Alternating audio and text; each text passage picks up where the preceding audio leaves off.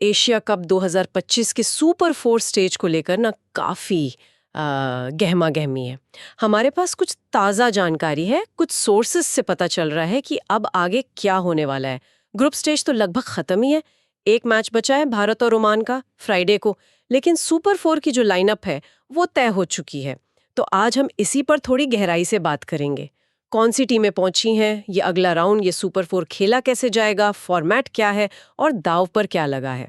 चलिए इन सोर्सेज की मदद से पूरी तस्वीर समझने की कोशिश करते हैं। बिल्कुल। एशिया कप अपन अपने जिसे कहते हैं ना सबसे रोमांचक दौर में पहुंच रहा है। ग्रुप स्टेज में काफ़ी उतार चढ़ाव देखे हैं हमने, और अब वो 4 टीमें सामने हैं जो कह सकते हैं असली दावेदार हैं खिताब की। हमारे पास जो जानकारी है, हाँ, वो इन्हीं टीमों के अब तक के सफ़र, आगे के फॉर्मेट और नियमों पर रोशनी डालती है। तो फिर ग्रुप ए से ही शुरू करते हैं। यहाँ से कौन सी दो टीमें हैं जो सुपर फोर में आई हैं? भारत का प्रदर्शन तो ग्रुप स्टेज में काफी काफी मजबूत रहा, जैसा कि सोर्सेज बता रहे हैं। हाँ, ग्रुप ए से भारत, सूर्य कुमार यादव कप्तान है।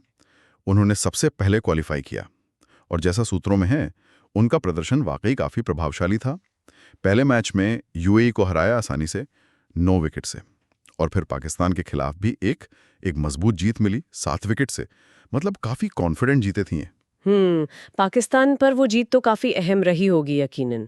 लेकिन भारत का क्वालिफिकेशन फाइनल कब हुआ? मतलब क्या वो पाकिस्तान वाले मैच के बाद ही पक्का हो गया था? नहीं, पूरी तरह से नहीं। उनका क्वालिफिकेशन जो औपचारिक रूप से पक्का हुआ ना, वो तब हुआ जब एक और मैच का नतीजा आया, जब यूएई ने ओमान को हरा दिया। अच्छा। हाँ, ये यूएई के लिए एक बड़ी जीत थी, और इसने गणित के हिसाब से भारत की जगह सुपर फोर में पक्की जड़ दी। अच्छा, तो यूएई ने ओमान को हराया, ये तो मेजबान टीम के लिए बड़ी बात रही होगी।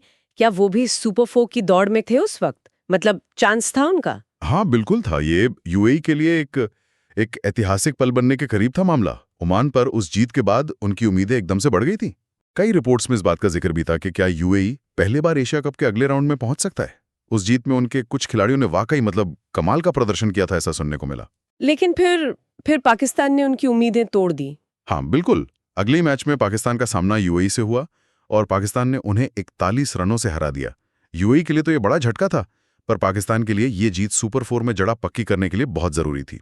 इस पाकिस्तान बनाम यूएई मैच में क्या खास रहा? सुनने में आया कि शाहीन अफरीदी ने ऑलराउंड प्रदर्शन किया। हाँ, शाहीन अफरीदी उस मैच के हीरो बनकर उभरे। सोर्सेज यही बताते हैं कि उन्होंने न सिर्फ गेंद से अहम विकेट निकाले, बल्कि बल्ले से भी रन बनाए, खासकर तब जब पाकिस्तान थोड़ा, आप कह सकते हैं, दबाव में लग रहा था। उनका वो ऑलराउंड खेल ही पाकिस्तान की जीत की कुंजी बना। ये दिखाता है कि वो सिर्फ बॉलर नहीं, मैच विनर हैं। और पाकिस्तान का सफर कैसा रहा ग्रुप स्टेज में? भारत से हारने के बाद प्रेशर तो होगा उन पर। हाँ, प्रेशर तो था। भारत से हारने के बाद वापसी करना जरूरी था, और उन्होंने किया। यूएई को हराने से पहले उन्होंने अपने पहले मैच में ओमान को भी हराया था। तो 2 जीत के साथ वो भारत के पीछे दूसरे नंबर पर रहे, और ग्रुप ए से सुपर फोर के लिए क्वालिफाई कर गए। तो इस ग्रुप से भारत और पाकिस्तान, ये 2 बड़ी टीमें आगे बढ़े। समझ गई। अब आते हैं ग्रुप बी पर। वहां क्या कहानी बनी? श्रीलंका का प्रदर्शन तो जबरदस्त रहा, सुनने में आया है। तीनों मैच जीत लिए उन्होंने। ग्रुप बी में, हाँ, चरित असलंका की कप्तानी वाली श्रीलंकाई टीम ने वाकई कमाल किया है। उन्होंने अपने तीनों ग्रुप मैच जीते। ये बहुत ही प्रभावशाली प्रदर्शन है, आप देखें तो, खासकर एशिया कप जैसे टूर्नामेंट में, जहां कोई भी टीम उलटफेर कर सकती है। उनकी टीम काफी संतुलित लग रही है, हर डिपार्टमेंट में अच्छा कर रही है। तीनों मैच जीतना, वाह, ये तो उन्हें सुपर फोर के लिए काफी आत्मविश्वास देगा। उनकी रणनीति में क्या कुछ खास था? कोई ऐसी बात जो सामने आई हो? कुछ एनालिसिस में ये बात आई है कि उनकी स्पिन गेंदबाजी और मिडल ऑर्डर की बैटिंग ने बड़ा रोल निभाया है। और असलंका की कप्तानी भी काफी पॉजिटिव दिखी है। मुश्किल पलों में अच्छी कप्तानी की, ऐसा कुछ रिपोर्ट्स कह रही हैं। उन्होंने इस सिचुएशन के हिसाब से खुद को ढाला। और ग्रुप बी से दूसरी टीम कौन सी रही? दूसरी जगह के लिए टक्कर तो रही होगी। हाँ, दूसरी टीम रही बांग्लादेश। उनका क्वालिफिकेशन थोड़ा ड्रामेटिक तरीके से हुआ। वो सुपर फोर में तब पहुंचे जब गुरुवार को एक मैच हुआ जिसमें अफगानिस्तान की टीम श्रीलंका से हार गई। अगर अफगानिस्तान वो मैच जीत जाता तो शायद कहानी कुछ और होती, वो क्वालिफाई कर जाते। अच्छा, तो बांग्लादेश का क्वालिफिकेशन दूसरी टीम के हारने पर निर्भर था। जी हाँ, अफगानिस्तान की हार ने बांग्लादेश के लिए दरवाजा खोल दिया।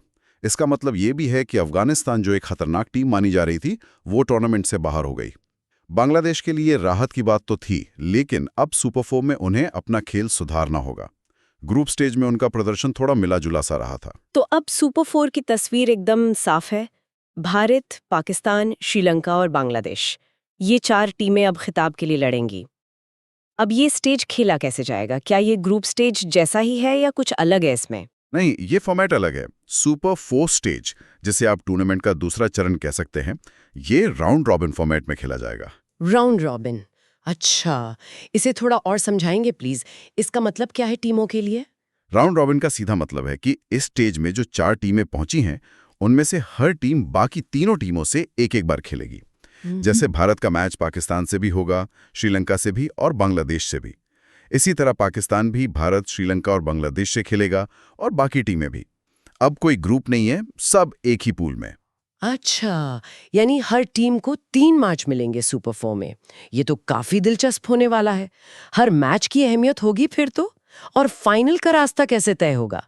इन 3 मैचों के बाद क्या होगा? हाँ बिल्कुल, इन 3-3 मैचों के बाद एक पॉइंट्स टेबल बनेगी, सिर्फ सुपर 4 स्टेज की। इस टेबल में जो 2 टीमें टॉप पर रहेंगी, सबसे ज्यादा पॉइंट्स के साथ, वही फाइनल खेलेंगी।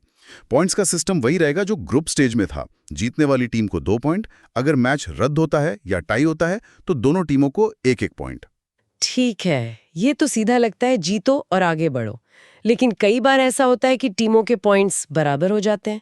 मान लीजिए सुपर 4 के आखिर में 2 या शायद 3 टीमों के पॉइंट्स एक बराबर हों, तब क्या होगा? यहीं पर वो नेट रन रेट वाली बात आती है ना? बिल्कुल सही पकड़ा आपने। यहीं पर मामला थोड़ा पेचीदा और रोमांचक हो सकता है। अगर सुपर 4 स्टेज खत्म होने पर 2 या उससे ज्यादा टीमों के पॉइंट्स बराबर होते हैं, तो उनकी final ranking net run rate यानी एनएनआर के आधार पर तय की जाएगी। जिसका नेट रन रेट बेहतर होगा, वो टीम ऊपर मानी जाएगी। नेट रन रेट, ये शब्द हम क्रिकेट फैंस अक्सर सुनते हैं, लेकिन ये काम कैसे करता है, खासकर ऐसे स्टेज पर? क्या इसका मतलब ये है कि सिर्फ जीतना काफी नहीं, बल्कि बड़े अंतर से जीतना जरूरी हो जाता है? हाँ, एक तरह से कह सकते हैं। नेट रन रेट असल में एक टीम की बैटिंग स्पीड और बॉलिंग स्पीड का औसत अंतर है।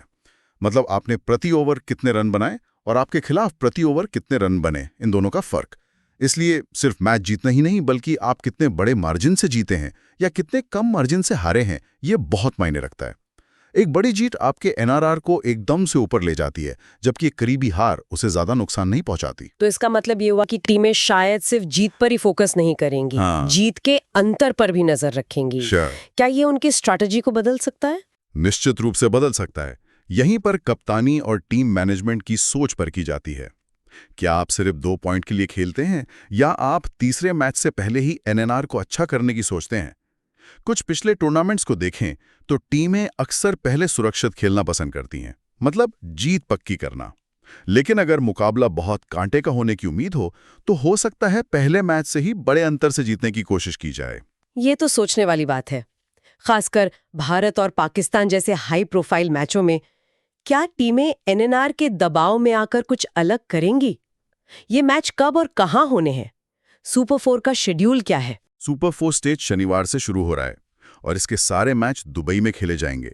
ये एक अहम बात है कि सभी मैच एक ही जगह पर हैं। इससे टीमों को कंडीशन से एडजस्ट करने में आसानी हो सकती है।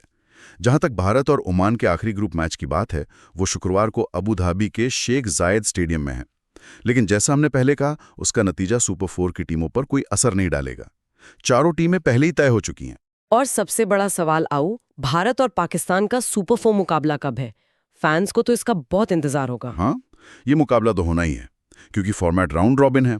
हर टीम को बाकी तीनों से खेलना है, तो भारत और पाकिस्तान भी सुपर 4 स्टेज में एक बार फिर आमने सामने होंगे।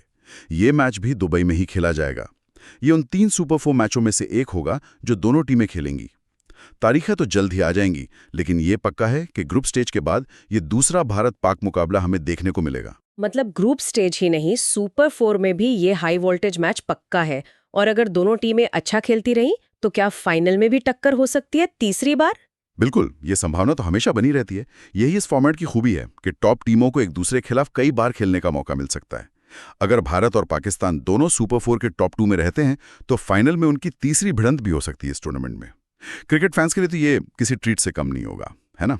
तो कुल मिलाकर स्थिति ये है कि एशिया कप 2025 का सुपर 4 स्टेज एक्शन के लिए तैयार है। भारत, पाकिस्तान, श्रीलंका और बांग्लादेश, ये 4 टीमें खिताब की रेस में हैं। हर टीम 3 मैच खेलेगी और पॉइंट्स टेबल की टॉप 2 टीमें फाइनल में जाएंगी। और हाँ, net run rate king maker साबित हो सकता है अगर पॉइंट्स बराबर हुए तो। एकदम सही कहा। फॉर्मेट सीधा है, राउंड रॉबिन। लेकिन जैसा हमने बात की, नेट रन रेट का जो एंगल है वो इसे काफी दिलचस्प बना सकता है, खासकर अगर पॉइंट्स टेबल में स्थिति करीबी रहती है। ये देखना वाकई रोमांचक होगा कि टीमें कैसे अपनी स्ट्रैटेजी बनाती हैं। और याद रखने वाली बात है, सारे मुकाबले दुबई इंटरनेशनल स्टेडियम में होंगे। ठीक है, तो इस पूरी जानकारी से एशिया कप के अगले चरण की एक स्पष्ट तस्वीर उभरती है।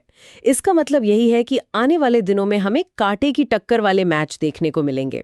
हर रन, हर विकेट मायने रखेगा, न सिर्फ मैच जीतने के लिए बल्कि फाइनल की दौड़ में बने रहने के लिए भी। और यहाँ एक विचार है जो सोचने पर मजबूर करता है इन सारी बातों के आधार पर।